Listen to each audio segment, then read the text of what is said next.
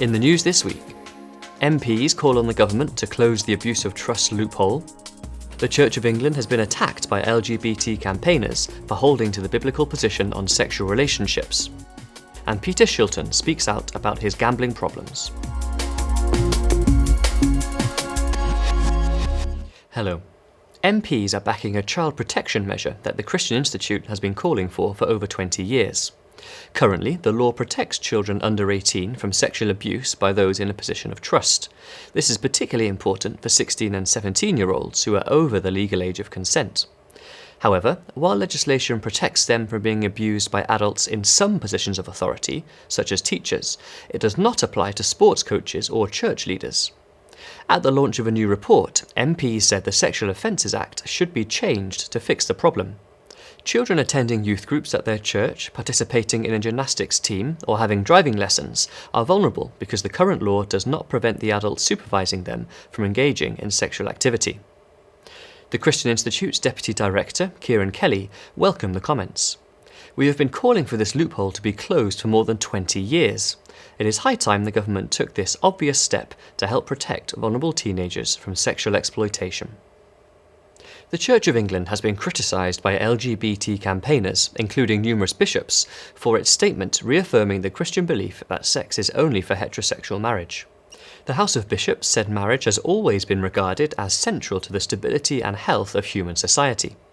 But some have objected to the declaration that sexual relationships outside heterosexual marriage are regarded as falling short of God's purposes for human beings.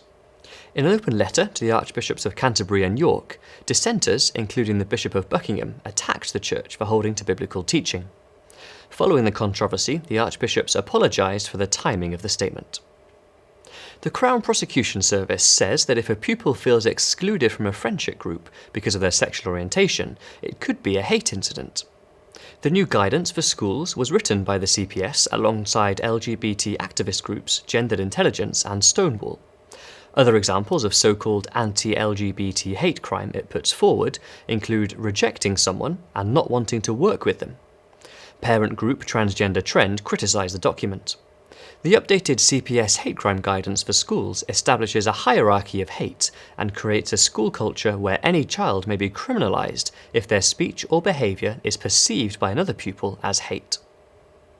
And finally, England goalkeeping legend Peter Shilton has spoken openly about the gambling problems which haunted him for over 40 years. The European Cup winner spoke out as football faces increased scrutiny over its links with the gambling industry. Shilton, England's most capped player, said the rise of online gambling only made the problem worse. "I had two lives, one as a very dedicated footballer and another where I was addicted to gambling." The former international is pleased to say that he has not placed a bet in 5 years and hopes to never gamble again. Well, that's all for this week. For regular updates and information on all of our stories, plus much more, visit our website at christian.org.uk. Until next time, goodbye.